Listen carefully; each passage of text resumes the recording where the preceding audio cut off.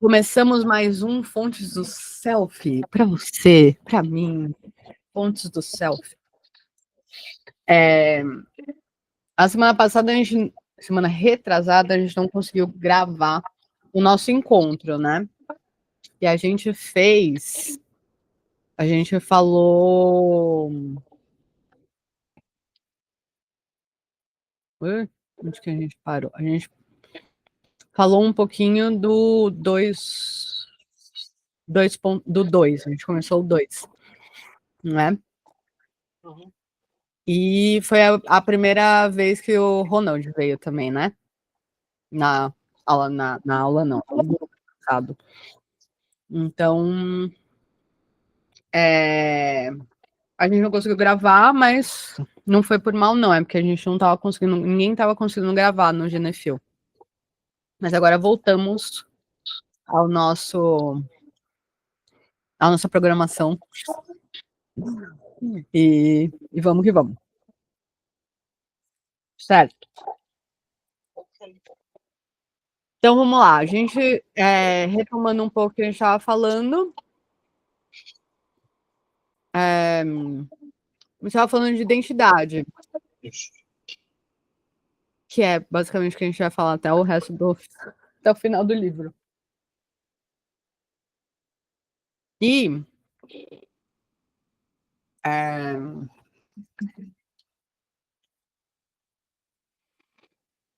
certo, a gente estava falando como é que a gente se define, etc. O Ronald tinha uma dúvida sobre isso, né? Sobre a identidade não ser uma coisa necessariamente atrelada à moral, né? Ou à ética. Sim, a questão do self, a questão da unidade do self, como é que existe. Porque, na verdade, eu tenho essa dúvida há muito tempo, porque, como eu estudei numa universidade que tinha diversidade, tudo, internacional, a gente sempre falava em diversidade, mas eu disse assim, mas se existe uma identidade em mim, como é que eu sou diverso ao mesmo tempo? Né? No meio disso tudo, eu sou eu. Né? Eu sou eu, no meio disso tudo que está acontecendo aqui, dessa diversidade que está acontecendo. Quer dizer, era timorense, era guineense, era quem mais? Era angolano. Então, todo mundo da comunidade que falava língua portuguesa, estava todo mundo ali misturado, mas cada um com sua identidade e em meio à diversidade. Aí eu não consegui entender isso. Como é que eu mantenho minha unidade no meio disso tudo? E Mas o se eu seu sou medo diversidade? é você deixar de ser você porque você se sente, porque você se tornaria parte de uma outra coisa que não te daria identidade. Uma vez Ou uma identidade maior, uma identidade você fala misturada, que o não sei. self é alguma coisa moral, significa que não é individual, porque o self seria alguma coisa individual versus alguma coisa comum, coletiva. É isso que você está É, dizendo? isso. Você tem alguma opinião, Rafa, sobre isso? O que você É acha? assim. Eu estava falando no grupo de psicanálise que nós somos sistemas abertos. Até acho que eu comentei aqui, né? Nós somos sistemas abertos. Enquanto também a gente faz os outros, nós também nos fazemos. E há coisas que são inatas nossas e há coisas que são construídas em volta disso. Há coisas que nós temos que são nossas, entende? E há coisas que são dos outros. Tipo o quê? O que você diria que é uma coisa individual? Individual Bom, no sentido de uma coisa que é inata e uma coisa que é única do sujeito. muitas vezes a forma de pensar é um pouquinho diferente das pessoas. Não é uma forma muito distinta, mas é um pouco semelhante, um pouco diferente. Não, Mas mas você ela está perguntando o que é único. Está perguntando o contrário. O que é uma unidade para você? O que é uma coisa única sua, vamos dizer. não do Rafael, que é uma coisa única do indivíduo. Do indivíduo, isso. Mas, ó, vamos lá. Você Vamos vê lá. que essa pergunta é esquisita? E essa é uma forma de pensar esquisita, porque eu estou perguntando generalizadamente o que é único no indivíduo. Então, já não é único no indivíduo, é coletivo do indivíduo. Mas assim, pensar coletivo do indivíduo, mas também há uma individualidade, porque nós não somos iguais. Também há ao mesmo tempo que há uma... Eu só não estou conseguindo explicar isso, mas percebe-se que há um coletivo, também há uma individualidade dentro desse coletivo. Então, a diferença é uma coisa coletiva. Sim. Então, de novo, isso é uma coisa, isso também não me parece ser uma coisa tão individual. Se a individualidade é uma coisa coletiva, todo mundo é diferente, significa que essa é uma coisa dividida entre as outras pessoas, não é tão individual, dividido em certos aspectos, e outros não. Aí é que tá. Mas será que isso é único? Então, como assim único? Não, peraí, vamos lá. Vamos pensar melhor. Sim, como eu falei, há aqui dois patamares, né? Que eu falei da individualidade, que eu não estou conseguindo explicar muito bem, mas há também esse coletivo, onde as pessoas se conectam dentro de uma sociedade. Então, assim, há uma peculiaridade também, há uma singularidade naquele coletivo também. Eu só não estou sabendo explicar, desenvolver essa ideia, mas eu acredito que seja por aí, porque há aqui um sistema aberto também. Um sistema aberto, mas ele também é meio aberto e meio fechado, porque você também pensa de formas diferentes dos outros, mas você também está imerso em uma sociedade. Mas quem que abriu o teu sistema? Teu sistema foi aberto por quem? Olha, eu estava dando uma olhada em neuropsicanálise, aparentemente pelo cérebro. O próprio cérebro faz isso. O próprio cérebro. O próprio cérebro faz isso. É isso que eu estou... Como a mesma questão da consciência. Que a gente falou da consciência. É tudo complexo. Mas eu vejo assim, que inclusive tem um livro, que eu estou até vendo agora, do Mário Ferreira dos Santos, não sei se vocês conhecem. Sei. Aquele um e o múltiplo. Sabe, eu tenho ele aqui, uma hora eu tenho que lê-lo, mas E é parece antigo, né? E é antigo já. Antigo. Então, eu vejo que há essas coisas, eu não consigo traçar mais a fundo, porque eu não fui tão a fundo ainda, mas há essa coisa, inclusive até um estranho dentro de nós mesmos, até um estranho dentro de nós convive nessa história, um desconhecido. Então, mas eu não consegui ir tão a fundo, mas eu vejo dessa forma. Não ajudou muito, mas tá bom. Não, mas eu acho que esse é o ponto da conversa, a gente colocar aqui. Eu adorei que o Ronald trouxe essa dúvida sobre o que é o self e por que ele seria moral, porque é uma ótima forma da gente realmente. Esse é o problema da modernidade, né? Esse reconhecimento de um eu que foi desmembrado do coletivo dele, né? Por isso que a gente é tão perdido. Por isso que a gente é tão perdido em relação ao que é identidade. Sim. Porque, assim, tem vários pontos aí, né, que vocês trouxeram que eu acho que é interessante. O primeiro é que você só pode ser alguém perante outras pessoas. Você só é algo se tiver alguma alteridade para você ser reconhecido. Uhum.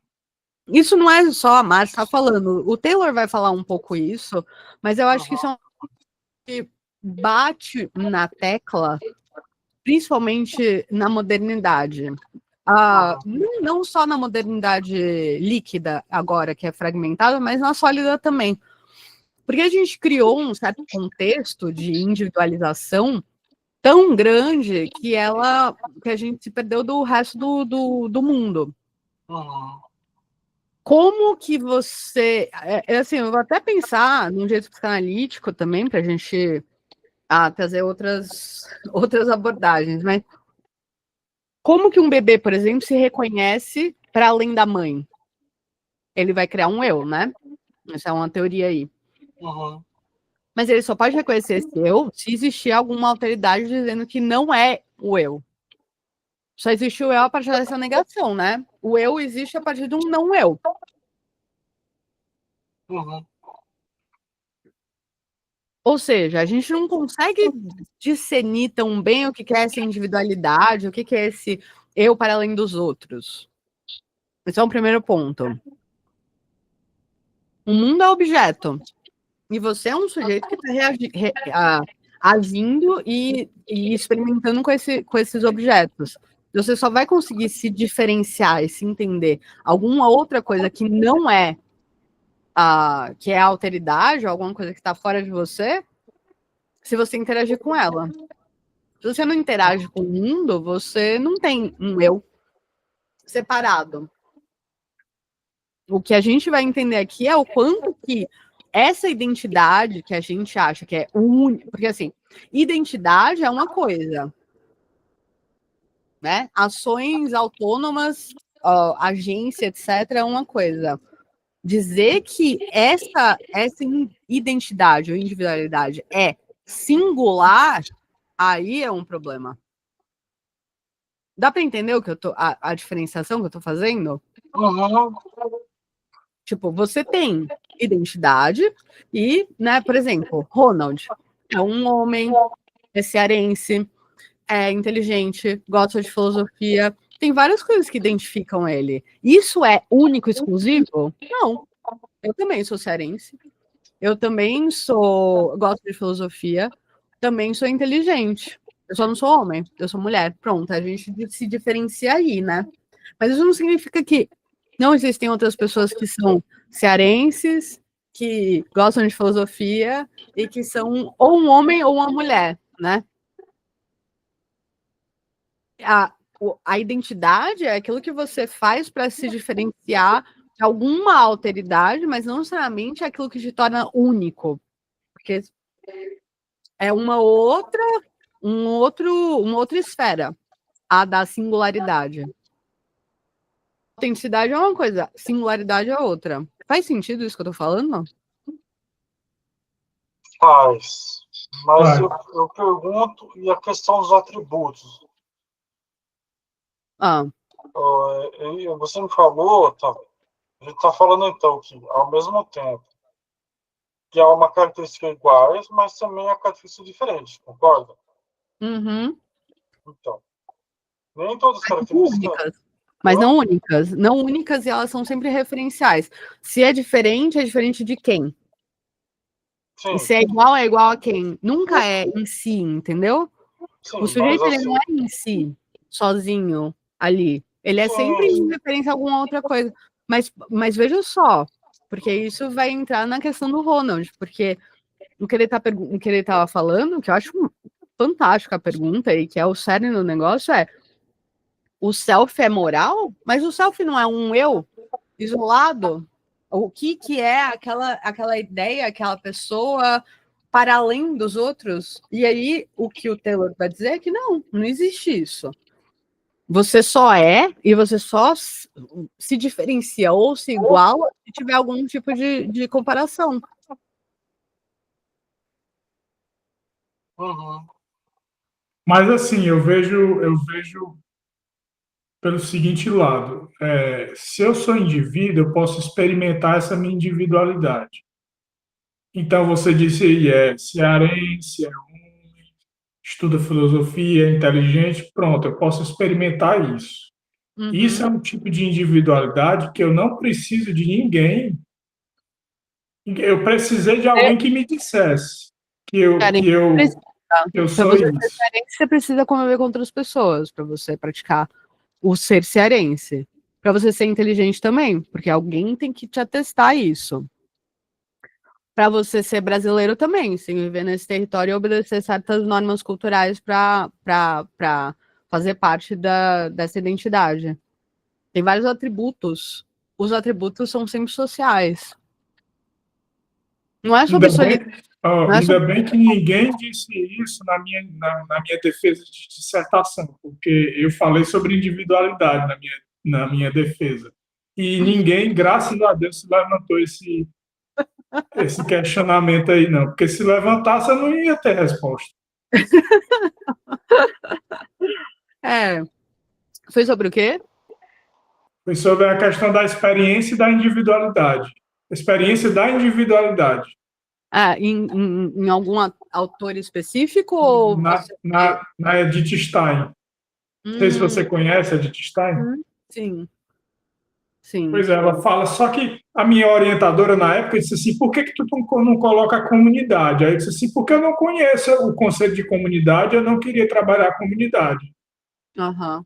Porque é um texto enorme dela, indivíduo e comunidade, né? Quase 500 páginas. Aí eu disse, eu não vou trabalhar 500 páginas numa dissertação de mestrado, aí eu vou trabalhar só a noção de individualidade. E ela tem essa noção de individualidade que é uma noção quase, como é que eu posso dizer, voltada sobre si, uma individualidade voltada sobre si.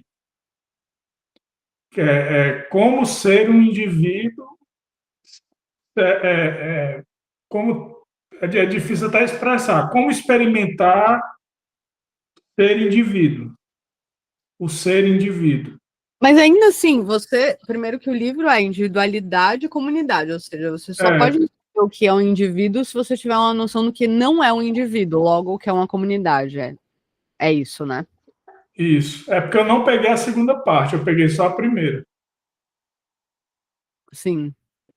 Mas aí deu mais ou menos certo, eu caí Teve uma hora lá que ele perguntou, me lembro que um dos caras da banca perguntou assim, mas e a linguagem? Como é que você desenvolve a linguagem? Você está protegido ali, você vive numa individualidade, como é que você produz linguagem e tudo? Aí eu fiquei sem responder, disse assim, não, aí você fica em silêncio. Você não produz nada, você fica em silêncio. Olha, eu acho que o Beckett, por exemplo, ele vai brincar um pouco com essa noção, assim, né? Então, quando ele vai falar, por exemplo, eu ia falar Malone morre, mas antes até, do Esperando Godot, né? O começo mesmo é, tipo, nada a ser feito, né? Nada, não podemos fazer nada pode ser feito.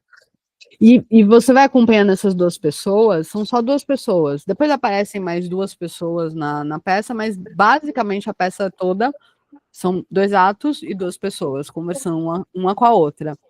Mas o que eu sempre entendi que o Beckett estava falando era o quanto essas pessoas estão isoladas. O quanto elas estão. Porque um fala e o outro não escuta. Então, de novo, um grande problema do nosso pensamento contemporâneo moderno sobre individualidade acaba escorregando sempre na solidão. Né? Porque, assim, o indivíduo tem língua. E língua é alguma coisa. O indivíduo tem pensamento. O Rafa estava falando sobre pensamento. Pensamento também é alguma coisa que todas as pessoas têm. Né? Talvez não o mesmo, mas todas as pessoas têm. É alguma coisa coletiva. E a gente aprende a pensar com outras pessoas também, né?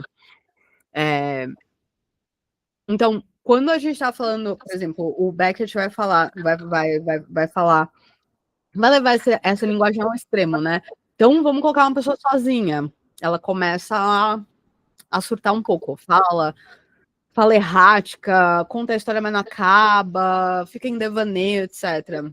Até chegar num ponto, no Inominável, que ele não tem nem mais corpo, ele só tem linguagem, é só linguagem. E a linguagem não vai para lugar nenhuma. Por quê? Porque ela não é referencial. Linguagem é sempre referencial. E a linguagem é sempre sobre o mundo. E o mundo já não é isolado, já não é individualizado. O mundo é mundo. Você só tem comunicação se você tiver com quem se comunicar. Senão a linguagem fica sambando e não vai para lugar nenhum. Então, uma das coisas que a gente precisa entender, o que é que faz um self? Ou seja, a criação de um sujeito que sempre vai ser composto de outras coisas, versus o que é isolar esse sujeito de uma construção com o externo.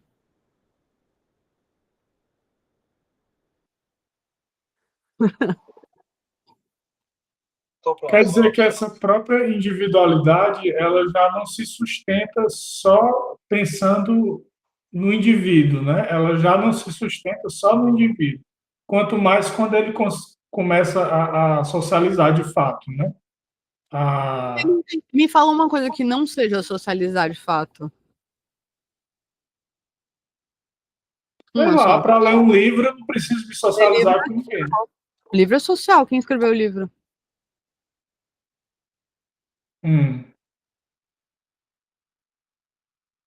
Não tem absolutamente nada que o humano faça que não seja social. Comer um pão é social. Se você não fez o pão, você certamente não colheu trigo.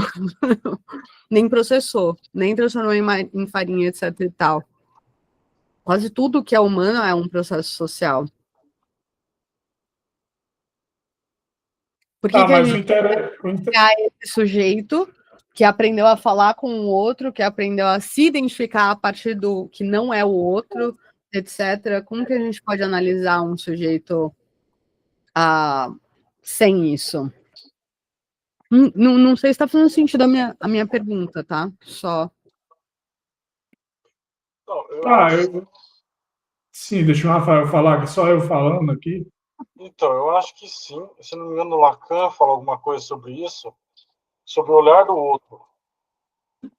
Sobre criar através do olhar do outro. É assim, o que eu estava pensando? Concordo com vocês quando você fala assim que a gente precisa do outro, da sociedade. Mas a gente não manifesta exatamente a mesma quantia das coisas. Aí que eu acho que entra a individualidade. Porque, assim, do mesmo jeito que alguém pode, sei lá, estudar, vamos supor. Vamos falar que alguém fala assim, sou capaz de estudar. Mas cada um sustenta esse estudo a partir de alguma coisa dele. Seja assim, de paciência, seja alguma coisa de horas, de rendimento, de cerebral, de interesse, mesmo que já existindo, mas a questão é o quanto aquilo é individual, quanto aquilo se manifesta. Por exemplo, assim, se a gente pensa em arte, vamos pensar em arte. Apesar de ter as mesmas coisas, né, mesmo desde sei lá quanto tempo, ainda existem pessoas que continuam inovando usando lápis e papel. Ainda existem pessoas, mesmo o piano estando aí uns 400, 500 anos, aí um pouco mais, ainda existem pessoas pegando o piano e compondo. Certo. Assim, a grande questão ainda existem pessoas. Sim, existem pessoas, exatamente. Mesmo assim, por exemplo, um conjunto de indivíduos, no mínimo um conjunto de indivíduos que têm o mesmo comportamento. Mas não é igual. Porque a gente não é uma coisa robótica, não é uma coisa que você vai falar assim. Robótico, igual e robótico não são sinônimos. Não, mas nesse sentido eu estou usando. Então, mas eu não aceito. Estou usando a licença poética, querida, vai aceitar. Mas porque eu não aceito, porque não está claro que fazer as coisas a partir de um self moral, pensando que há um self moral, um self ético, um self comum, significa ser robótico. Essa é a ideologia moderna que você divide com as outras pessoas, né? De achar que tudo aquilo que é coletivo perde razão ou reflexão ou determinismo, agência, autonomia. Enfim. Porque onde o Taylor vai chegar vai ser na agência, né? O nosso grande problema, que você está falando que é robótico porque aquilo que é robótico é aquilo que não foi escolhido. Então, a gente está pensando aqui que o self individual é aquele que né, não é social porque ele decide ele mesmo aquilo que ele quer. E não que outras pessoas decidem por ele, né? Mas ser indivíduo ou ser um ente implica algum tipo de escolha, né? Mas, por exemplo, o que faz um cachorro ser diferente do outro? Você olha para o cachorro, eu tenho 2 cachorros. Eles são diferentes um do outro, fisicamente, mas em outras coisas. Eu não trato os 2 cachorros exatamente da mesma forma. Eles têm individualidade, mas ambos são cachorros, ambos são cuidados por. Então, existe uma diferença entre eles. Mas eles continuam sendo cachorro. Os 2 latem, os 2. Se você jogar comida no chão, vão comer, os 2. Então, não é a unicidade que faz com que alguma coisa seja individual. Que alguma coisa seja uma só. Faz sentido isso que eu estou dizendo?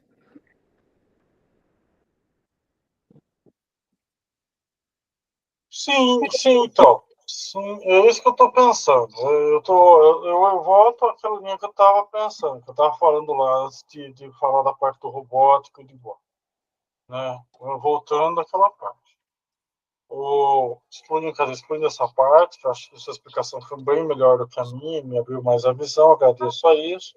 Você viu que legal? Eu sou muito educado. Fofo, Rafa. Obrigado. Vou ter que apertar você. Depois eu mando mais videozinho de gambá pra você, tá bom? E bem-vinda, Lucy. Mas então, isso que você falou é exatamente o ponto, eu acho. Que a grande questão de tudo isso tá, a gente tem, boa noite, Lucy. A gente tem essa questão da individualidade, mas também tem essa que eu penso que são atributos variáveis. Todo mundo pode ter, até certo patamar, potências parecidas, talvez. Entendi, tá. Então, assim, mas só que o quanto você... Sabe aquelas mesas de som? Você gosta de música? Sabe aquelas mesas de som? Sim, e é uma abordagem aristotélica agora, né? Porque aí você tem virtudes e vícios e a noção do que você vai fazer ou não com esses atributos, né? Isso, eu acho que é aí que está a coisa. Até porque Aristóteles fala isso também. Eu concordo com você, isso eu concordo totalmente. Mas Mas eu acho que a origem da mesa é social, entendeu? Certo. A mesa de som e esses botõezinhos, eles são criações culturais, sociais, né? Não, nem é essa a questão. A questão é o quanto você calibra aquilo. Essa é a questão. A questão social é a agência, né? Que aí é a agência, e é a autonomia de escolha. Exatamente. Entendeu? Porque assim, você pode ser mais ou menos amoroso com a pessoa. Você pode ser mais ou menos frio com a pessoa. Você pode ser mais ou menos certo com a pessoa. E o cálculo também é pessoal, né? É particular. Entendeu? Acho que a gente chegou agora. Eu gostei muito, tá assim. Eu tô emocionado, vou até chorar, que peguei até pelo lenço. O que você acha, Ronald? Eu acho o seguinte, eu estava pensando num exemplo para dar como essa fronteira entre individualidade e sociedade, né? Você tem e da diferença, né, que entre um e outro. Por exemplo, você tem um juiz, esse juiz lá já foi legitimado por alguém do direito que deu o título, né, para ele de juiz. Sim. Mas esse juiz ele vai julgar o quê? Criminosos. Que é o oposto, que tem que ser o oposto dele, o diferente dele. Então, a sociedade ela está perpassada por essa diferença, pelo menos para mim isso faz sentido, né?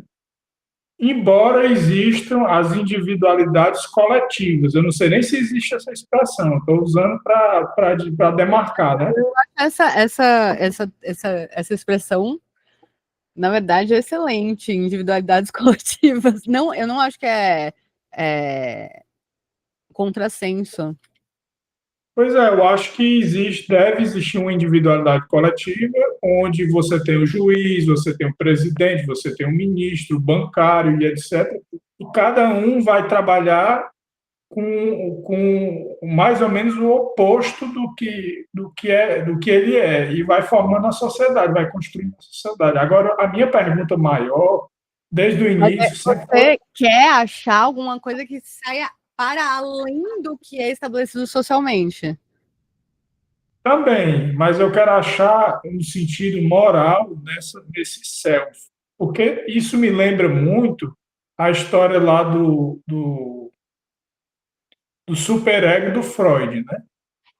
Que é a parte moral do homem, a parte que o indivíduo se entende com as autoridades, é ele e as autoridades, ou ele como autoridade, como é que ele se entende, porque a gente aqui não é praticamente porra nenhuma, né, com relação à autoridade, mas digamos que tivesse aqui um médico, um juiz e etc. Quer dizer, a gente tem uma autoridade, mas é uma autoridade que não é reconhecida muitas vezes. Pô, eu sou reconhecida como a mulher mais gata da minha casa. Não, mentira, nem isso. Eu sou que a minha mulher é muito mais bonita que eu. Caraca, peraí. Ah, então, eu sou autoridade, porque na minha Pois, casa eu sou a mais feia. Tá, pois é, entendi. nem que seja autoridade em feiura, mas não é possível que o ser humano não tenha uma autoridade, né? Autoridade de pai. Por exemplo, eu já sou pai, né? Então eu tenho Sim. uma autoridade que eu Uma consegui por ser liderança, pai. né? Uma liderança, Uma liderança, né? Pelo menos era e tem os seus prós e seus contras, né? Mas tudo bem. com certeza. E eu sou Aí mestre Pokémon. Você é o quê, Rafa? Mestre Pokémon. Aí, mestre mestre. Pokémon. Caramba, isso aí é pica, hein? Tá vendo só? Isso aí é. Acho que a gente.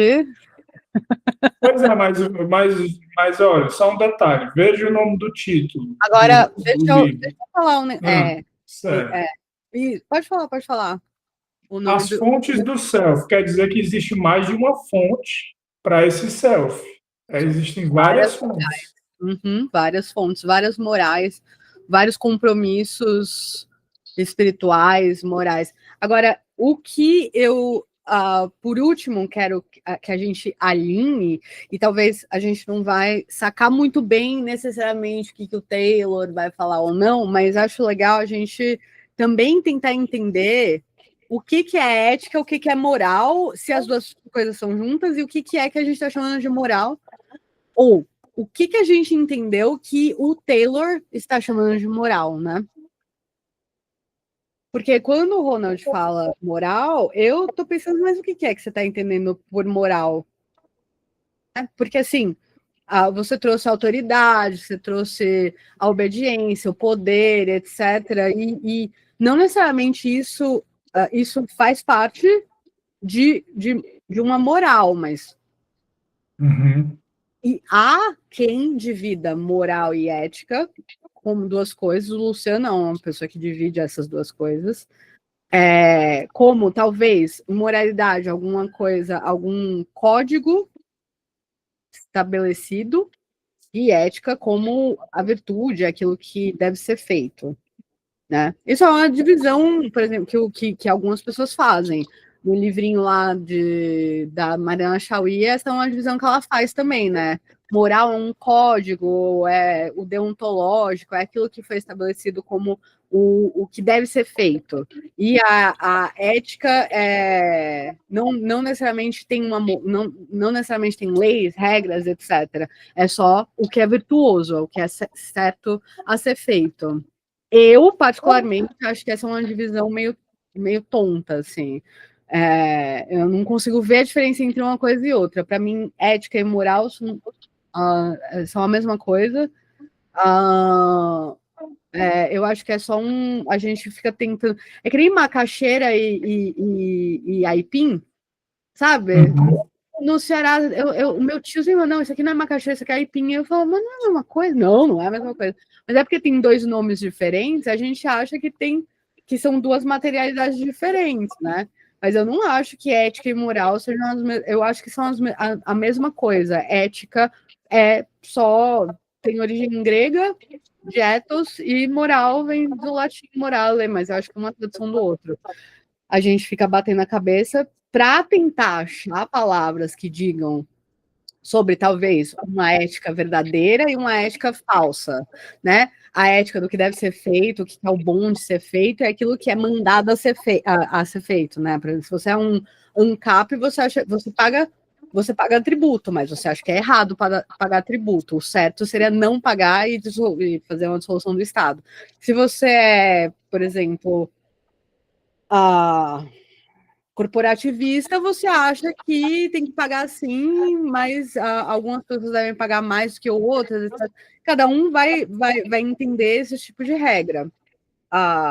Mas eu não acho que a gente deveria gastar a palavra moral com colocar ela como equivalente à regra, né? Então, quando você fala do super-eu, eu acho que o super-eu é quase como um compasso moral definido e estabelecido por uma lei, mas como regra, né? Não como necessariamente um espaço de virtude, né?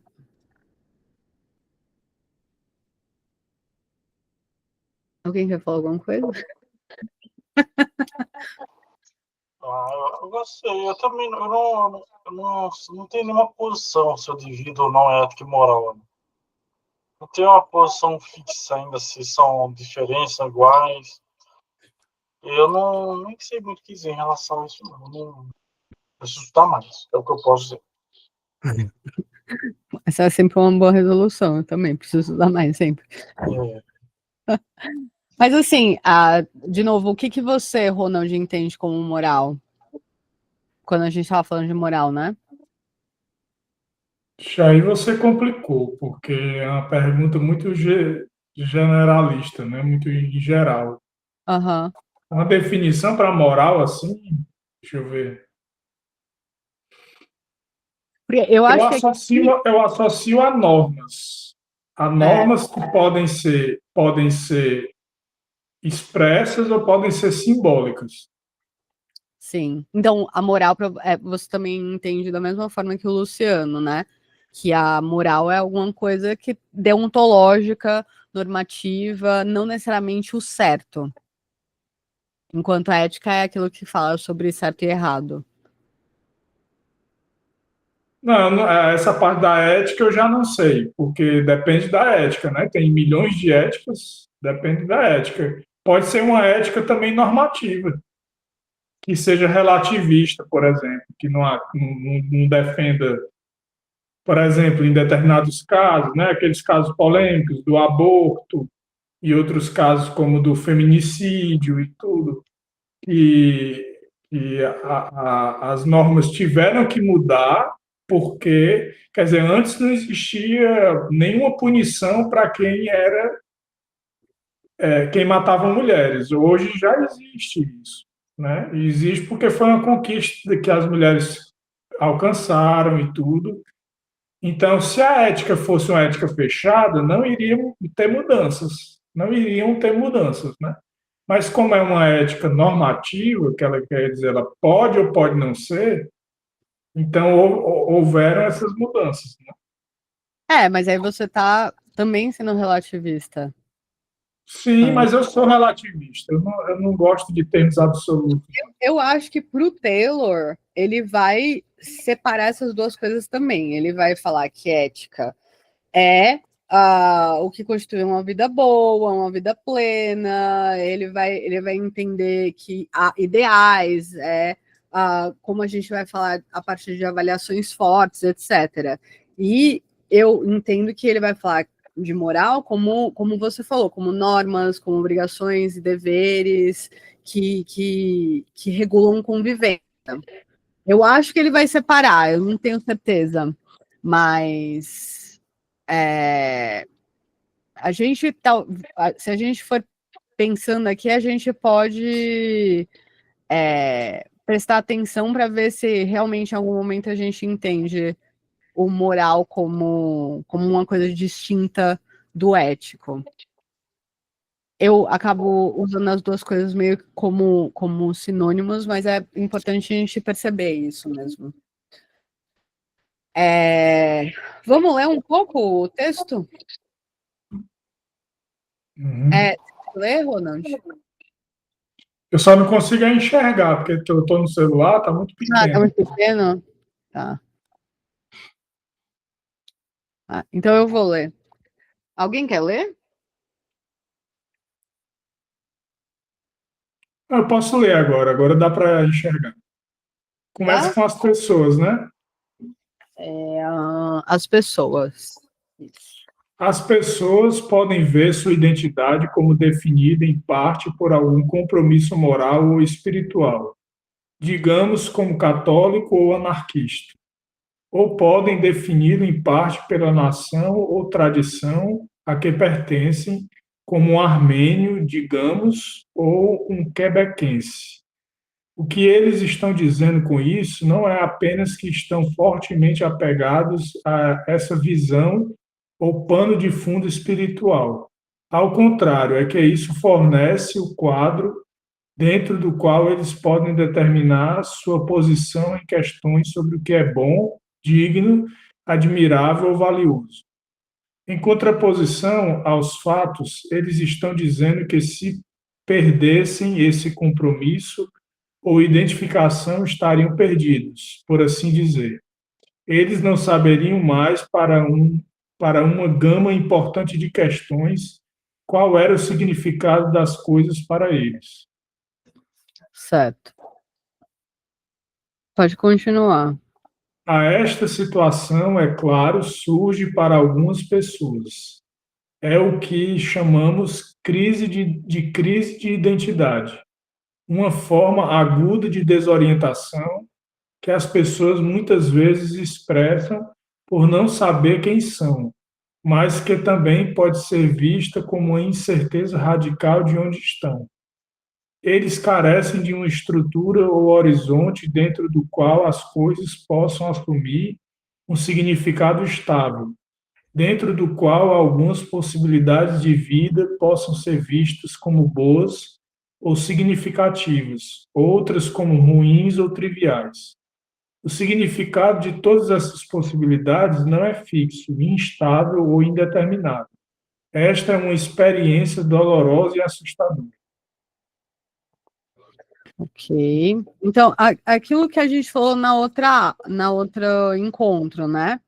A relação entre que você cria relações com posturas ou com nomes ou com compromissos, e que se você perde esse compromisso, você não se encontra mais, né?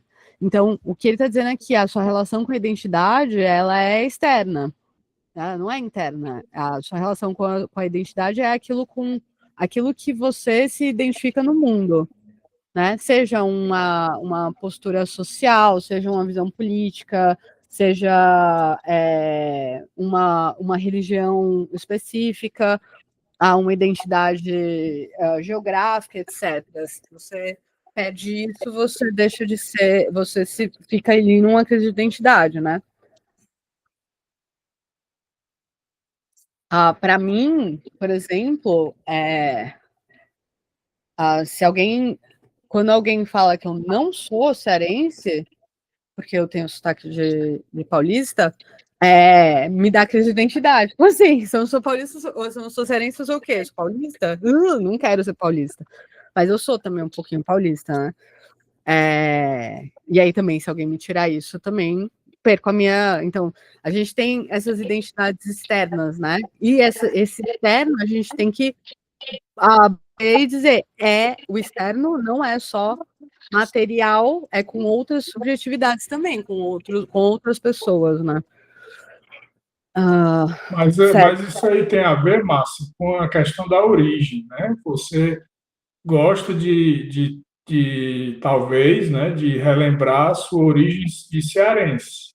Então, não é que você tenha duas identidades. Não é a minha origem, é a minha ação. É a minha ação também. Você gosta de ser reconhecido como cearense, então. Sim, com certeza. Entendi. Não é Entendi. em relação à origem, é em relação a como a gente age. Por exemplo, se eu me mudar para a Alemanha, eu vou continuar sendo brasileira. Ninguém vai tirar isso. Ah, mas você mora na Alemanha, mas continua sendo brasileira. E ser brasileira não é só uma essência, não é uma entidade, é uma ação. Eu sou muito brasileira para falar as coisas na cara das pessoas, sou muito brasileira para chegar pontualmente nas coisas. Brasileira não, né? Tem várias práticas culturais que criam essa identidade, né? Uhum. Quando você perde ela. Aqui Continua? é que a gente já tinha falado sobre isso, né? Acho que eu subi demais. Eu quero falar por que existe esse vínculo entre identidade e orientação.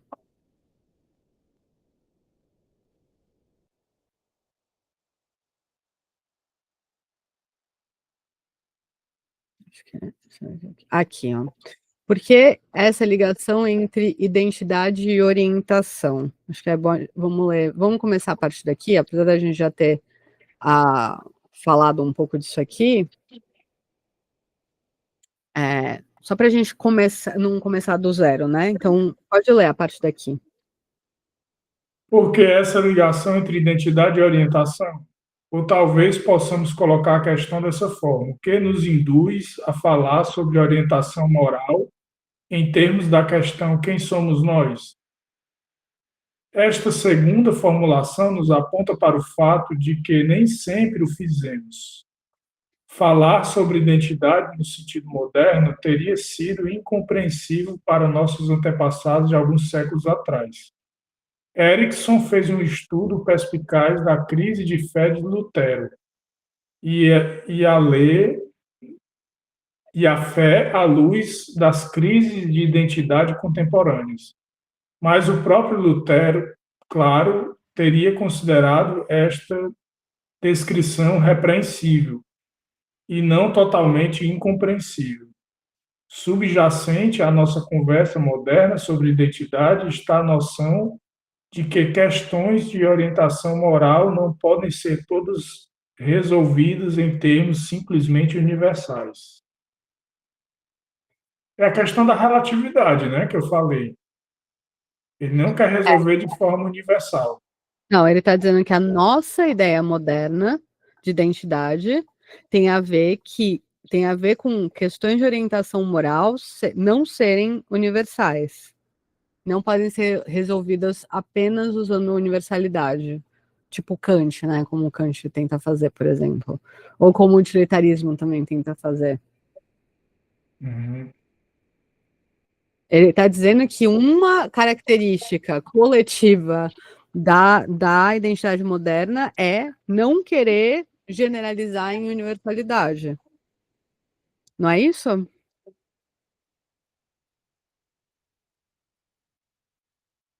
Quando ele dá esse exemplo do Lutero, eu entendi melhor, né? Porque fica mais claro para mim desse jeito. A fé de Lutero foi uma fé que rompeu totalmente com a Igreja Católica. Uhum. Mas ele saiu de dentro da Igreja Católica. Então a identidade dele era católica. Só que ele rompeu. Quando ele fez esse rompimento, né, ele quebrou com as normas, por exemplo, ninguém mais vai. Tanto é que toda a reforma luterana não é só teológica, Sim. teórica, né? Teórica. Em relação a, por exemplo, a Santa Ceia, como é que você toma a Santa Ceia? Ninguém mais vai comungar, não existe essa ideia de comungar. Então, porque tá me faltando a palavra. Pronto, litúrgica. Ele fez uma reforma litúrgica também. Além de uma reforma teológica, ele fez uma dogmática, né? De dogmas. dogmática. E simbólica também, né? Porque a gente... Simbólica. Mas ele fala que a crise de fé do Lutero o Lutero acharia repreensível repreensível a nossa postura a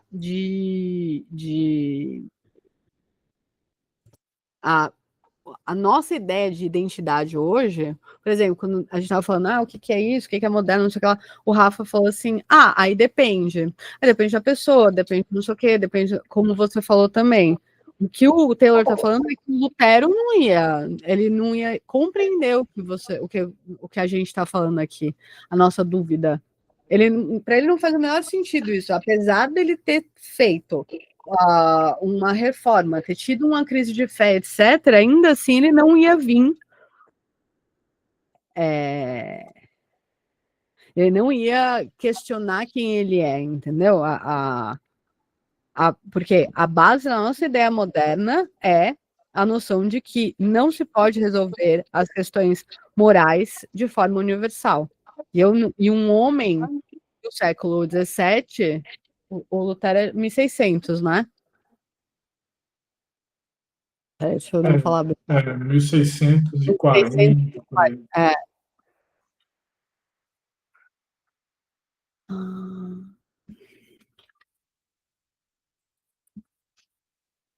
Deixa eu só dar para ver que a gente está aqui, né?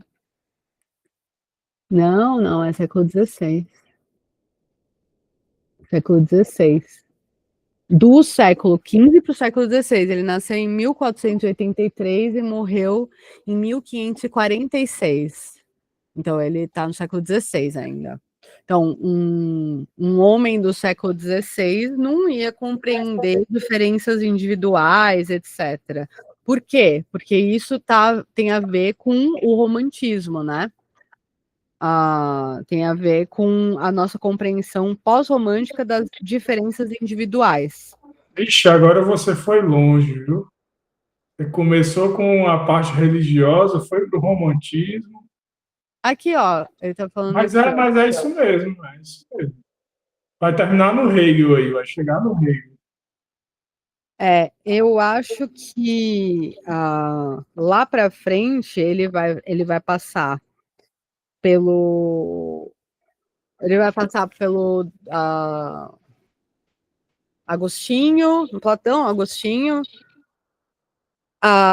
Descartes, Locke e os românticos, pós-românticos, até chegar na modernidade. Ele vai fazer um apanhado de como que a gente foi desenvolvendo esse tipo de humano, né? Esse tipo de self, de percepção sobre si.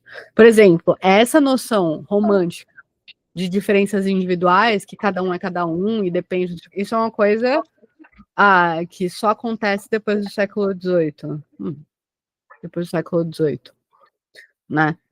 Porque, ou talvez depois do século XIX.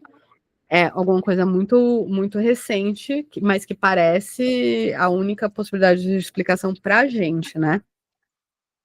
Ele fala aqui, ó, bem como a importância que atribuímos à expressão, né, das diferenças individuais, na descoberta de que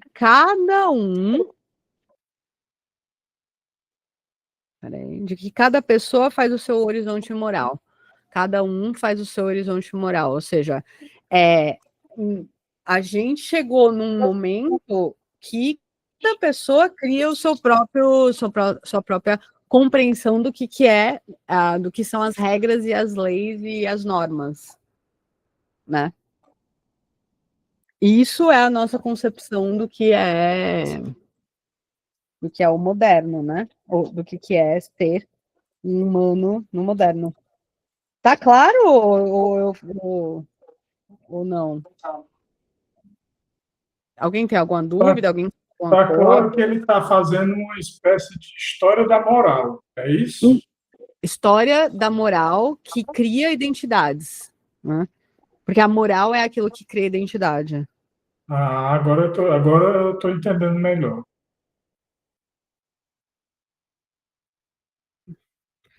Onde é que ele diz isso? Que ele vai para os românticos e tudo? Ele diz isso no texto aí? Não, é porque eu sei o que vai acontecer, né? Mas Tu já leu o livro todo, né? Não li não, todo não. Não. Ó, primeira parte é a identidade e o bem. Então, a gente está no self no espaço moral. Ética da inarticulação e fontes morais. Aí, nas fontes morais, ele vai vir ali e vai falar sobre Kant, Wittgenstein, enfim, e Platão. Aí começa a falar sobre Platão. Na segunda parte, ele vai falar sobre topografia moral, autodomínio de Platão, o interior do homem, que provavelmente é Agostinho, aí vai falar de Descartes, Locke, isso na segunda parte. A condição humana, natureza interior, e aí ele vai falar mais ou menos que tipo de explicação histórica que ele vai fazer, para chegar na parte 3, para ele falar. Então, ele vai dividir em interioridade, vida cotidiana, voz da natureza e linguagens mais sutis. Então, ele vai falar sobre interioridade, como que a gente criou a interioridade, como que ela foi percebida, principalmente no âmbito filosófico, e depois a afirmação da vida cotidiana vai ser sobre teologia. Então, ele vai falar sobre Deus, cristianismo, a racionalização do cristianismo, e aí sobre os sentimentos morais, ou seja, também em decorrência da moral e da espiritualidade e da moral. Aí a ordem providencial, a cultura da modernidade. E eu acho que nesse último ele vai começar a falar sobre os românticos.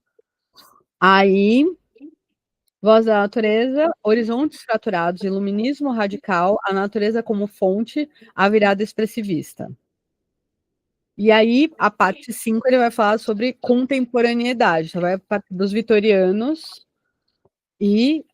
Então, eu acho que a parte 4, ele vai falar sobre iluminismo, tá vendo? Uma história, né? Iluminismo, e vai falar do romantismo. Por quê? Porque depois ele vai falar sobre vitorianos e os pós-românticos. E o que é a modernidade. Então, eu acho que ele vai fazer esse caminho, entender aonde, ao longo da história, a gente foi captando esse tipo de individualização da moral. Tem alguma hora que ele fala, né? Tipo, a lei é aquilo que está lá dado, e aí a gente tipo, se relaciona com ela de uma forma exterior. Mas em algum momento essa exterioridade vai trazer para a internalidade, para o seu próprio termômetro, do que você acha que é certo, o que você acha que é errado. Porque só colocar pelas leis não dá conta de criar uma sociedade bem organizada e obediente, né? Vamos dizer assim. Você ia falar alguma coisa, Rafa? Eu estava relendo aqui a página 7. 7? Fala 7. Enquanto estava falando, eu estava relendo aqui. Que ele vai falar, ó, na parte 2 e 5, eles mergulhando na história e análise da identidade moderna. Mas outro caminho, outro obstáculo surge no caminho, até mesmo essa tarefa preliminar. Eu acho que nessas duas partes ele vai abordar a parte da moral, porque ele fala muito. Quer ver? Eu vou ler aqui, não sei se você está. Eu vou ler aqui rapidinho, só para a gente ter aqui uma noção, talvez isso ajude. Grande parte da filosofia moral contemporânea, particularmente, mas não apenas no mundo da língua inglesa, tem um foco tão estreito à moralidade que algumas das conexões cruciais que desejo traçar aqui são incompreensíveis em seus termos. Essa filosofia moral tende a se concentrar no que é certo fazer e não no que é bom ser. Na definição do conteúdo da obrigação e não na natureza da boa vida. E não é espaço conceitual deixado para uma noção do bem como objeto de nosso amor ou lealdade, ou como Iris Murdoch retratou em seu trabalho, como foco privilegiado de atenção à vontade. Essa filosofia credenciou uma visão limitada e truncada da moralidade em sentido estrito, bem como de toda a gama de questões envolvidas nas tentativas de viver a melhor vida possível. E isso não apenas entre os filósofos profissionais, mas com um público mais amplo. Eu acho que é por isso que ele coloca, por exemplo, esse capítulo com um espaço moral, né?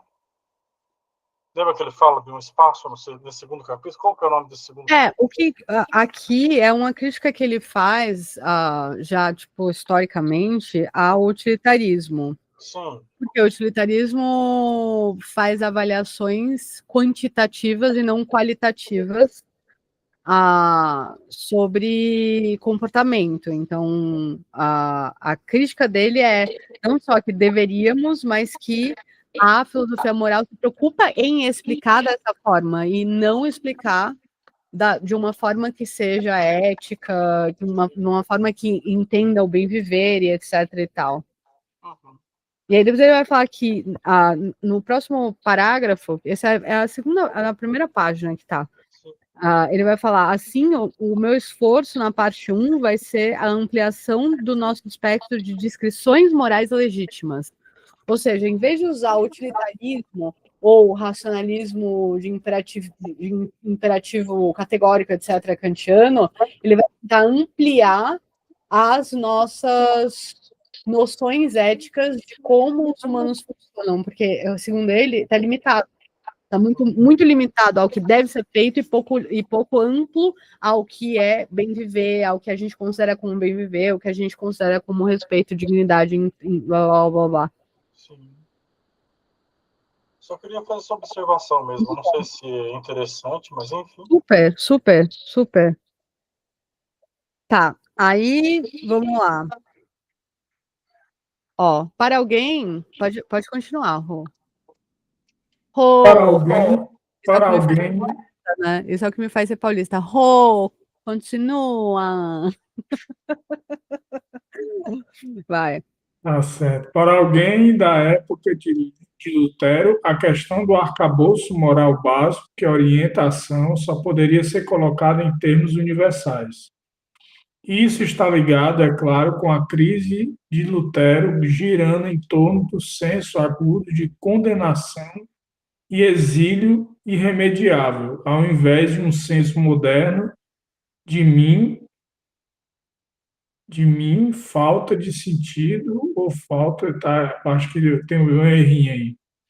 Moderno de mim, falta de sentido ou falta de propósito ou vazio. É Portanto, um senso moderno de mim mesmo, eu acho. Ó, talvez. aqui tá dizendo assim, ó, e não em torno de uma acepção moderna de falta de sentido, de ausência de propósito ou de vazio. Uhum. Vou escrever aqui. Acepção moderna de falta de sentido, de ausência de propósito ou de vazio. Se alguém quiser acessar isso aqui, esse texto aqui, só me falar, tá?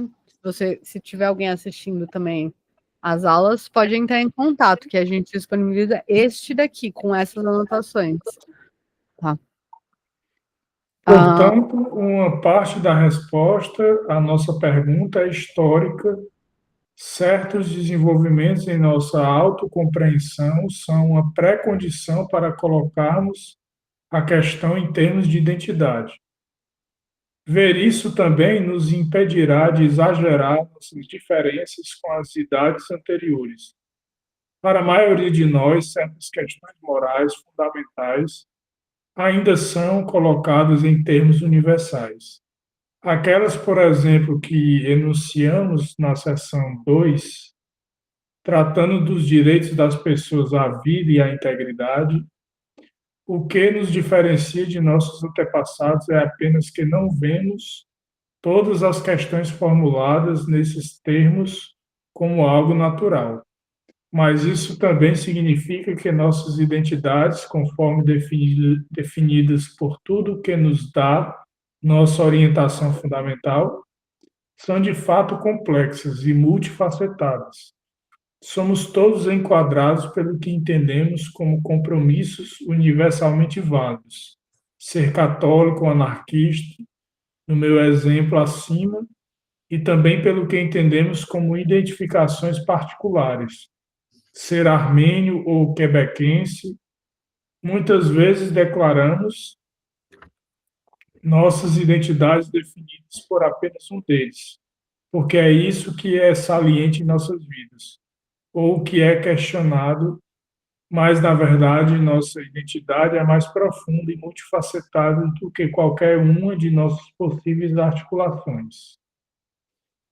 Mas a segunda faceta da pergunta acima não é histórica. É antes, porque pensamos na orientação fundamental em termos de pergunta quem, a pergunta quem é solicitada a colocar alguém como interlocutor potencial em uma sociedade de interlocutores. Quem é este falando? Dizemos ao telefone ou quem é? Apontando para alguma pessoa no outro lado da sala. A resposta vem na forma de um nome. Eu lembrei de um negócio aqui, mas daqui a pouco eu digo. Tá. Joe Smith, muitas vezes acompanhado por uma declaração de parentesco, FM Marys, cunhado, ou por uma declaração de papel social, é o reparador. Eu sou cunhado da Mary aqui. Aqui tá cagado. Peraí, deixa eu escrever. Sou o cunhado da Maria. E o reparador, ou o homem que você está apontando, é o presidente. A forma um pouco mais agressiva. Quem diabos você pensa que é? Exige o último tipo de resposta, ser alguém que se qualifica como objeto potencial dessa questão é ser esse interlocutor entre os outros, alguém com seu próprio ponto de vista, o seu próprio papel que pode falar por si. Pode continuar. Claro, posso. Claro, posso fazer a pergunta quem? Apontando para alguém que está ali em coma irreversível. Mas este é obviamente um caso derivado. Os seres aos quais se pode fazer esta pergunta são normalmente ou potencialmente capazes de responder por si mesmos. Tá. Então aqui o que ele está falando é que para se reconhecer como um indivíduo, você precisa, você é um sujeito, alguém, né? Para ser alguém, você precisa ser alguém. Para ter uma identidade, você precisa ser alguém, né?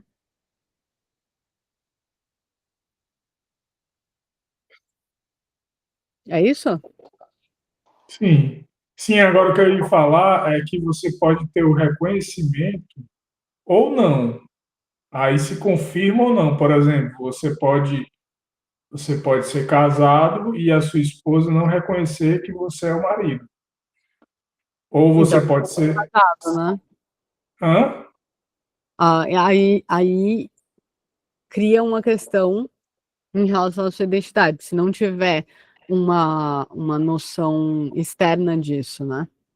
Se não houver o reconhecimento, por exemplo, é o presidente da República, mas eu não reconheço ele como presidente da República. Ok, ele, independente disso, ele vai ser o presidente da República, mas para mim, aí é uma questão individual. Para mim, ele não é o presidente da República. Ele é alguém que usurpou o cargo, alguma coisa assim. Ou um caso mais comum, para a gente entender melhor. O caso de uma mãe que o filho não reconhece que é mãe. Não, não é minha mãe. Eu sei que é minha mãe, mas eu não reconheço, eu não legitimo, melhor dizendo. Então, a identidade, é uma identidade que ela só tem uma face, digamos assim, né? Ela não se completa, vamos dizer assim. Deu para entender o que eu disse? Ou ficou meio... Mas eu estou pensando aqui que você está falando assim, que uma pessoa só pode se identificar se existir como sendo algo, se existir um processo social de validação disso. Isso. Né? E às vezes, até antes disso, se você não se reconhecer, ainda vão te reconhecer como alguma coisa, né? O que ele está dizendo é que identidade é aquilo que você reconhece como seu, né? Seja um nome, um papel social, um trabalho, uma qualificação que alguém deu e etc. Vamos continuar aqui, porque isso aí que você falou, eu concordo super, mas ele ainda não tocou nisso, né? Por enquanto, ele ainda está falando, bom, primeiro Eu li passo. alguma coisa que me fez lembrar, alguma coisa aí no texto me fez lembrar disso. Primeiro ele fala aqui que a gente tem uma interrogação histórica, ou seja, você tem que entender que a identidade é alguma coisa histórica, né? Que ela está atrelada a como a gente foi desenvolvendo essas identidades, né? Por exemplo, uma pessoa do século XVI vai ter uma visão sobre si diferente do que uma pessoa do século XXI, né? E também tem um aspecto social, tipo, se você é uma coisa complexa, multifacetada, mas a gente tem coisas universais, tipo católico, anarquista, comunista, etc. E tem coisas particulares, específicas, né, coisas universais, do tipo, que todo mundo. Coisas específicas, tipo, ser proveniente de uma cidade, etc. Agora, ele vai falar que a sua identidade vem de vários pontos desses, né? Mas também vem de uma outra fonte mais profunda, ou seja, ela vem de algum espaço social, de reconhecimento social, de você ser uma pessoa cearense, uma pessoa cristã, né? Ou uma pessoa ateia, etc. Mas também uma outra parte da identidade é a parte em que ela não tem nada a ver com o histórico ou contextualizado, é onde a pessoa se orienta como um sujeito, como um alguém, como um quem, né? Como um alguém. Então, existem outras facetas, né? Aquilo que a gente vai chamar de mais profundo, que ele vai falar que é mais profundo e que tem várias formulações possíveis. Então, ele estava falando de um social, agora ele está falando de um existencial. Aquilo que você reconhece como sua existência. Vamos ler mais para frente para ver se ele vai, para onde ele vai além disso, né? Mas ser capaz de responder por si mesmo é saber onde se está, o que se quer responder. É por isso que, naturalmente, tendemos a falar de nossa orientação fundamental em termos de quem somos.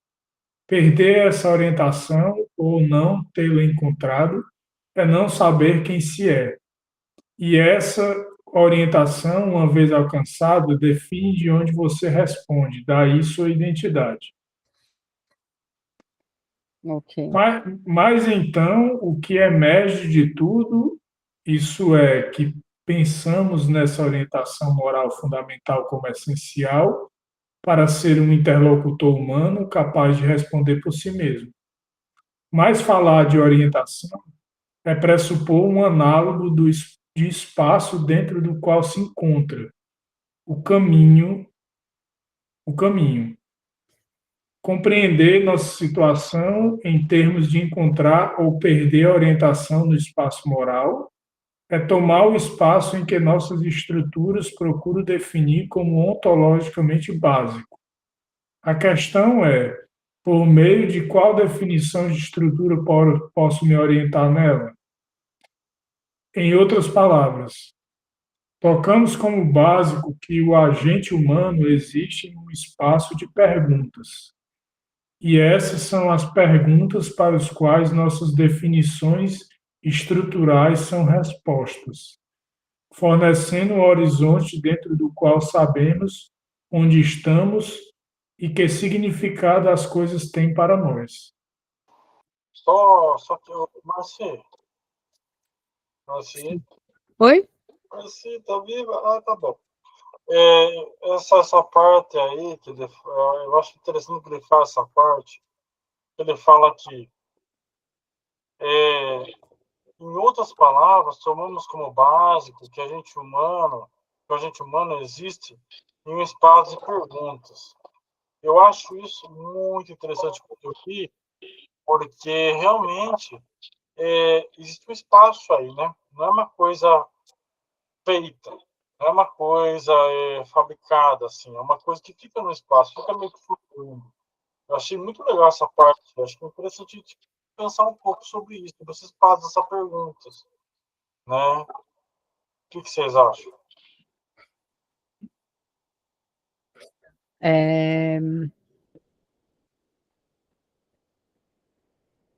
Eu acho que ele está tentando materializar o moral como alguma coisa material, real, né?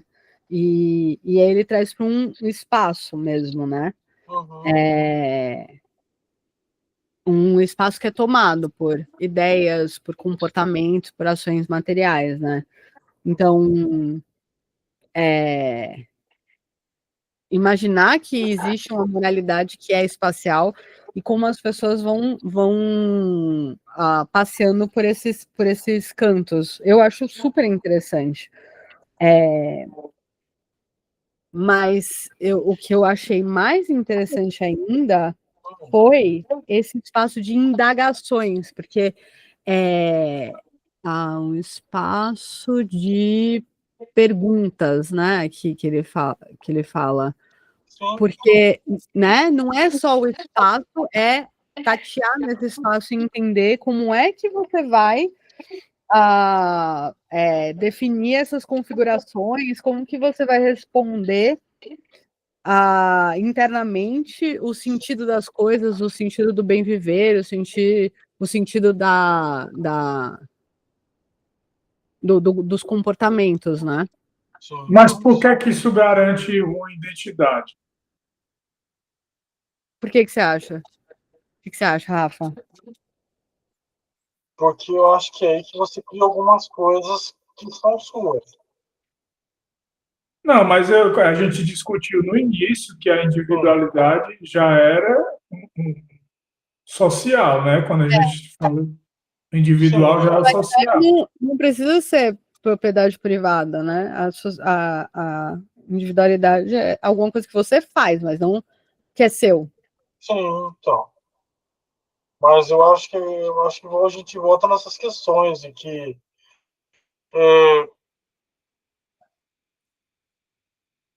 sei lá. Porque esse espaço de perguntas, eu lembrei agora dessas coletivas que o presidente dá. Precisa ser só o Lula, não. Qualquer presidente ele é o mesmo estilo, né? A mesma coisa. É uma coletiva que ele dá para a imprensa. Pode ser o presidente da Rússia, a primeira-ministra da Itália e etc. Todos eles ali fazem perguntas, eles esperam, os repórteres esperam respostas e o presidente tem que ter a resposta na ponta da língua, né? Sim. Então, esse espaço de perguntas e respostas, em que medida ele criaria, por exemplo, uma identidade nos ouvintes e no próprio presidente? Nossa, boa metáfora. Exatamente. Que tipo de presidente ele se mostra ser, dependendo de como ele se comporta em relação às perguntas, né? Por Isso. exemplo, a gente já teve presidente que respondia de um jeito meio grosso, autoritário, para mostrar, não, aqui não vai, a minha presidência não vai ser comandada por jornalista, né? A gente já teve outros que a pessoa fazia uma pergunta e aí o presidente respondia num embromation, né? A gente fala tucanar. Os caras tucanavam as respostas. Tem gente que mente, né? Enfim, tem vários comportamentos possíveis que criam identidades, né? Vocês percebem que ele está fazendo aí um paralelo de retórica com moral? Porque Por quê? perguntas e respostas, orientação, espaço, isso tudo é retórica. Você que está dizendo isso. Eu que estou dizendo porque Retórica, me parecendo. mas retórica no Aristóteles é moral, é ética. Ah, Inclusive, é? ele fala que você só deveria ler a retórica, só deveria pensar em retórica se você tivesse bem colocado num espaço ético, né? Tipo, você só deveria ler a retórica se você leu a Ética Nicômaco antes. Porque a retórica é comportamento moral. Uhum. Mas, ó, aqui pra frente ele vai falar assim: essas são as questões para as quais nossas definições de configuração são as respostas proporcionando o horizonte no interior do qual sabemos onde estamos e que sentido tem as coisas para nós, né? Ou seja, aí aqui ele vai falar que assim é, que o espaço em questão tem que ser rastreado por avaliações fortes ou distinções qualitativas. Emerge da discussão acima, ou seja, quando ele está falando desse espaço de indagações, de perguntas, ele está falando sobre avaliações fortes ou distinções qualitativas, que significa respondendo à pergunta do que é bem viver. Eu estou vivendo a minha melhor, eu estou vivendo o melhor possível, da forma como me agrada, como me faz sentir virtuoso, sentir que eu vivo uma vida apropriada e boa. Não é só mais para frente vai falar, né? Não se trata apenas de que os compromissos e identificações mediante os quais definimos de fato a nossa identidade envolvem essas avaliações fortes, como deixam claros os exemplos acima. Ou que a própria questão de identidade é para nós, invariavelmente, um bem sobremodo valorizado. Uma identidade é algo a que a pessoa precisa ser fiel. Não, uma identidade é algo a que a pessoa precisa ser fiel. Pode fracassar na tarefa de manter, pode renunciar quando preciso.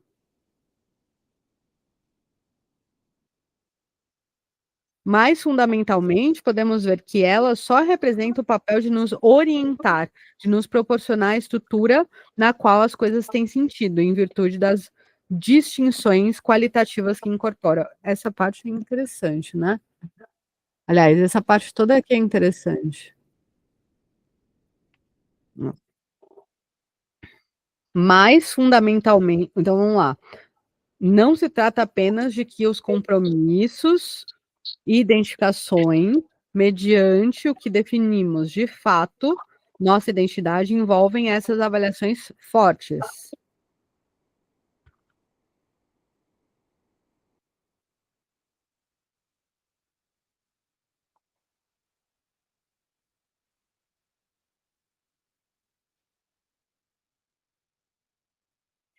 Então, ele está dizendo que essas avaliações, essa identidade é aquilo que orienta você.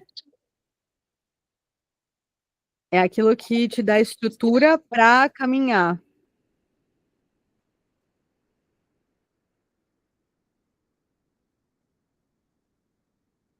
Isso, no caso da política, Ele vai falar que a nossa identidade é definida por uma. Não é aqui, não. Onde é que está? Aqui, ó. A nossa identidade é aquilo que nos permite definir o que é e o que não é importante para nós. Então, a identidade é aquilo, tem a ver com as suas avaliações fortes.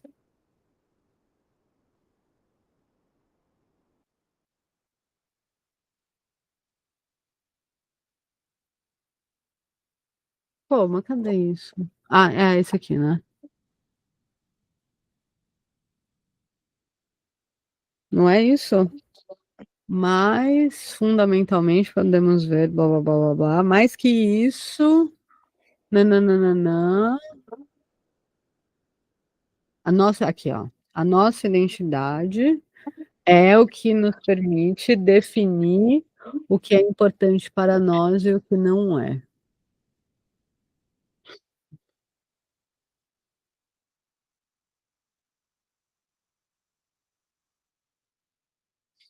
colocar em rosa, porque eu acho isso aqui é Então, bem. essa identidade ela é fixa ou ela é múltipla? É... Porque teve uma hora que ele falou em fixa aí. Calma. Fixa e múltipla não são excludentes. Como assim? Uma identidade pode ser múltipla, ter variadas facetas e ainda assim ser fixa. Por exemplo, você pode ser introvertido, engraçado e gostar de música sertaneja e estudar filosofia. Todas essas coisas podem não ser mutáveis, mas elas continuam sendo várias, entendeu? Não. Fixo é alguma coisa que não muda. Não É. significa que ela não pode ser várias coisas. Tipo, você é várias coisas. Você tem um nariz grande, você tem um nariz pequeno, você tem barba, você tem várias características. Você não vai deixar de ter essas características, mas você tem várias, entendeu? Alguma coisa fixa não é o oposto de alguma coisa multifacetada. Uma coisa fixa, o oposto de uma coisa fixa é uma coisa temporária ou mutável. Mais ou menos, porque tem características que são praticamente imutáveis. Por exemplo, Sim, características, aí é multifacetado. entendi. Existem várias características que são imutáveis. Aí, nesse sentido que elas são fixas, né? Eu não sei mesmo. Mas só tava discernindo que multifacetado, o oposto de multifacetado é singular. O oposto de fixo é variável. Agora,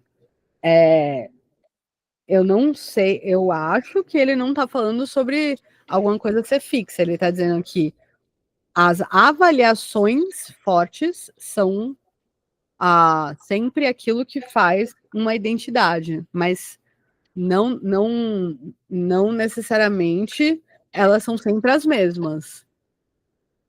Não, porque ele Mas fala dessa moldura, né? Essa moldura que é como se fosse o molde dessa identidade que você vai criando, que tem vários significados.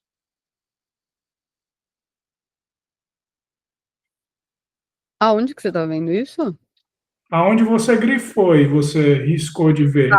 Identidade é aquilo que nos permite definir o que é e o que não é importante para gente. A identidade é aquilo que define o que é importante ou não. Identidade ele está meio que associando identidade a essas avaliações qualitativas, as avaliações É fortes. porque não tem sentido, cara. Quando ele fala desses espaços e ao mesmo tempo ele fala de uma identidade que é ou é isso ou é aquilo, como é que pode? Se são vários espaços onde essa identidade permeia e aí só é uma identidade, entendeu? Não entendi. Porque não são espaços de pergunta, né, que ele fala? São perguntas no espaço, uma coisa assim que ele fala. Isso. O moral é um espaço de perguntas. Eu devo fazer isso? O que é certo a ser feito? Eu deveria tratar essa pessoa bem ou eu deveria tratar essa pessoa mal? Eu deveria roubar ou eu deveria pedir? Eu deveria. Essas são as perguntas que uma pessoa, que um ser moral vai fazer. E que a moralidade é sempre um espaço de perguntas. Por quê? Porque. E isso é Aristóteles, né? Você vai decidir a partir da sua virtude versus os seus vícios e conseguir ali, a partir da reta razão, conseguir responder as coisas. Mas eu acho que o ambiente moral que ele está falando é um ambiente no qual você está sempre se perguntando. Você vai tomar rumos a partir das perguntas que você vai fazendo. Que tipo de pessoa eu quero ser? Que tipo de pessoa que eu quero ser? E como eu posso ser esse tipo de pessoa a partir dessa postura, a partir desse espaço. Uhum.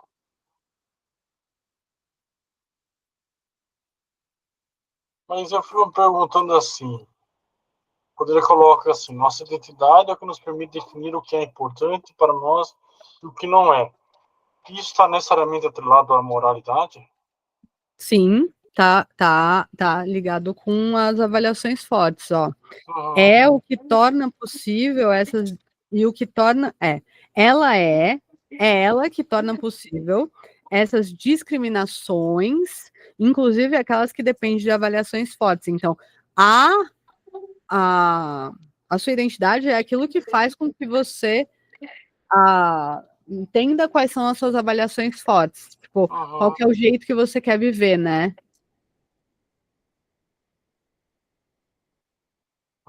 Tipo, é por meio da sua identidade que você vai avaliar se você quem você quer ser ou quem que você Não quer ser.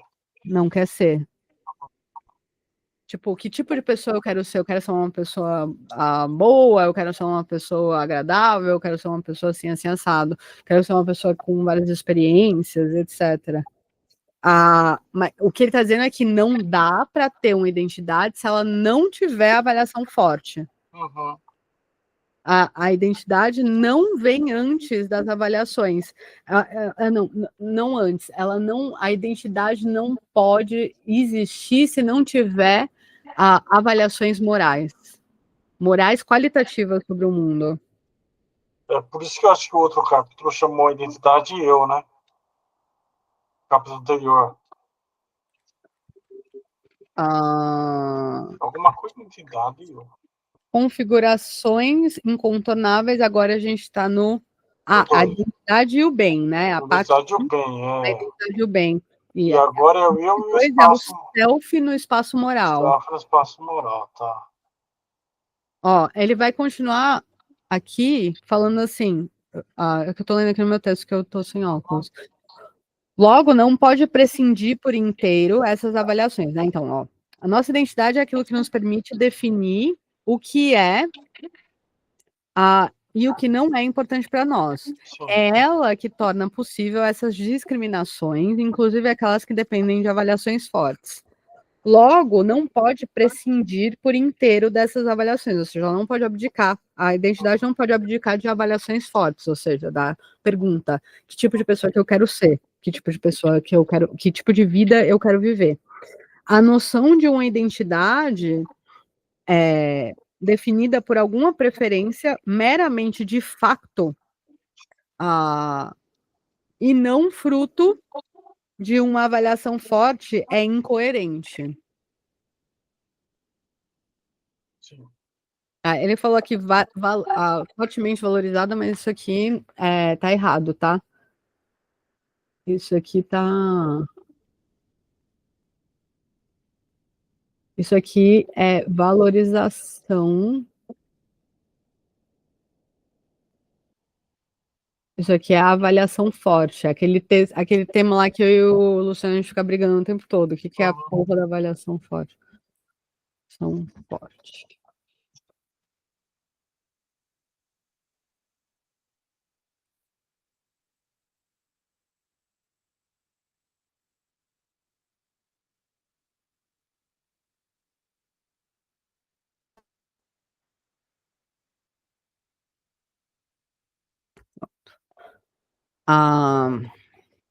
Então, o que ele está dizendo?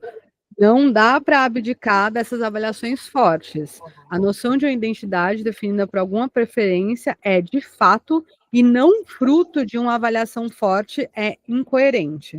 Além do mais, como poderia a ausência de alguma preferência dessas ser sentida como carência desorientadora? A condição da existência de uma crise de identidade é precisamente que a nossa identidade defina o espaço de distinções qualitativas no âmbito do qual vivemos e escolhemos.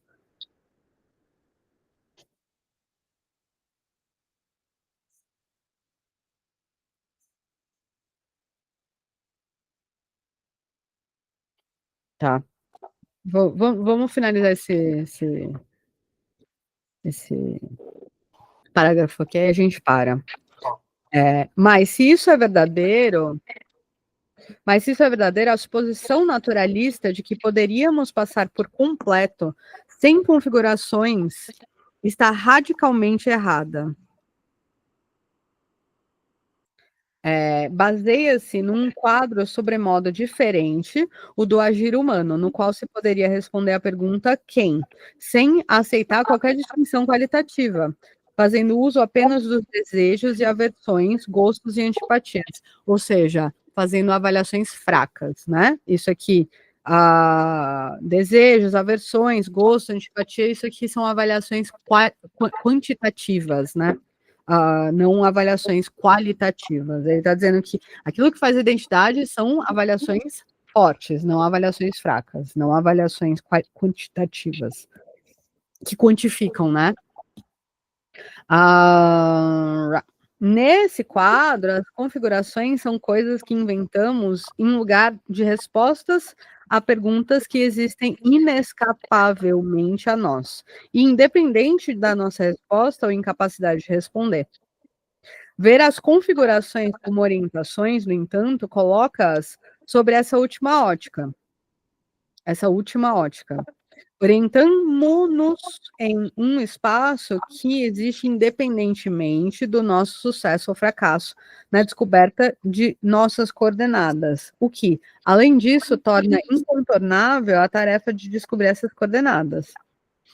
Dentro desse quadro, a noção de inventar uma distinção qualitativa a partir do nada não faz sentido, porque só... Peraí.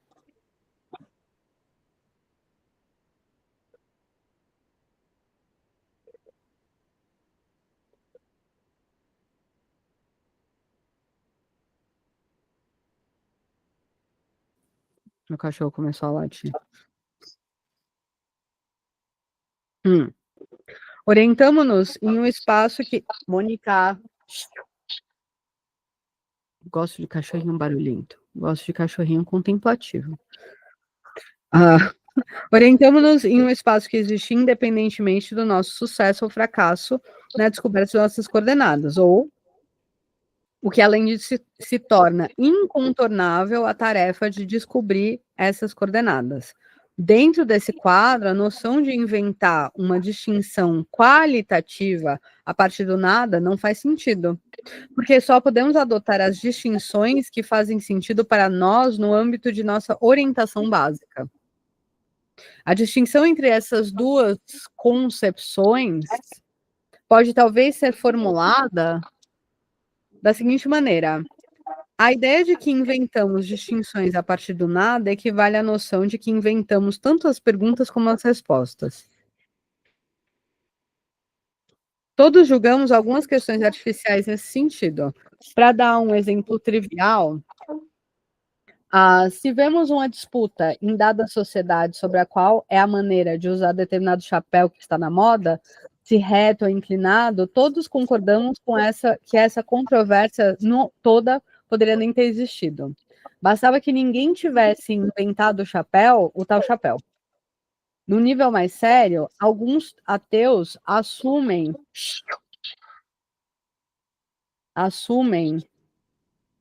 Peraí. No nível mais sério, alguns ateus assumem essa posição diante das disputas entre diferentes religiões acerca do nome que se deve dar à forma do sobrenatural.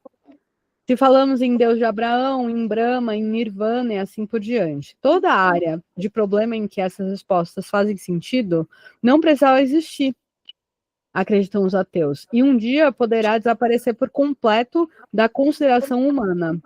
Em contraste, nossa orientação no espaço não é a resposta a uma questão artificial e dispensável. Não podemos imaginar uma forma de vida... Peraí, já... Ai, não passou, né? Não podemos conceber, que é aqui, né? Não podemos imaginar uma forma para a qual essa indagação não esteja sempre presente, pedindo uma resposta. Não podemos distanciar-nos da questão da orientação espacial, ou deixar de dar com ela, como no caso do ângulo certo para o chapéu, nem repudiá-la, como os ateus imaginam que podemos fazer com a religião. Certo. Acho que na próxima a gente pode voltar para esse parágrafo aqui, entender a diferença. Bom, a gente já falou muito da diferença entre avaliações fortes e fracas, né? Agora, o que ele está dizendo é que a gente não pode pressupor que que a gente não precisa de todas essas duas avaliações, né? Mas que se a gente responde ou não, esse espaço de questionamento ainda vai existir, né?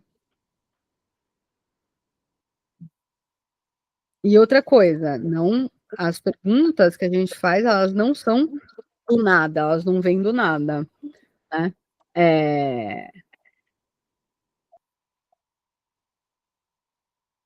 Tipo assim, tem questões triviais que são idiotas, mas tem questões que são importantes, que, que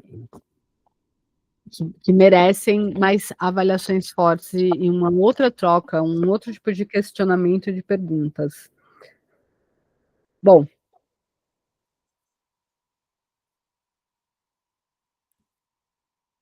vamos pausar por aqui. Alguém quer falar alguma coisa? Não, tá tranquilo, tá tranquilo. Interessante. Interessante, tá ficando interessante. Tá, né? Uhum. É muito bom esse texto. Muito interessante mesmo. Eu creio que agora ele está começando a dar mais forma ao que ele tinha falado antes. Ele está começando a ligar os pontos. Agora ele vai descer o cacete nos naturalistas, né? Essa é a explicação de cérebro, a explicação de instinto, evolucionista, etc. Ele vai criticar isso. E acho que, da mesma forma como ele critica o relativismo, né? O relativismo cultural. Interessante, tá? Eu acho que tá agora. Eu tô ansioso pela parte da teologia. Essa parte que eu tô mais ansioso pela parte da teologia, que o final lá, que ele parece bem interessante. Bem bom. Bem bom. Então,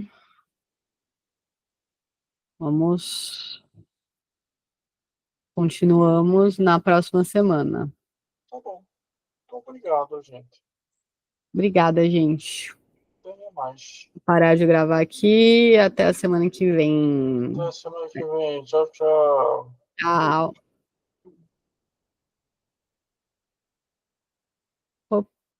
Lúcia. Sim, Lúcia, sim. Ih, sobrou só nós aqui. Então, até mais, Lúcia.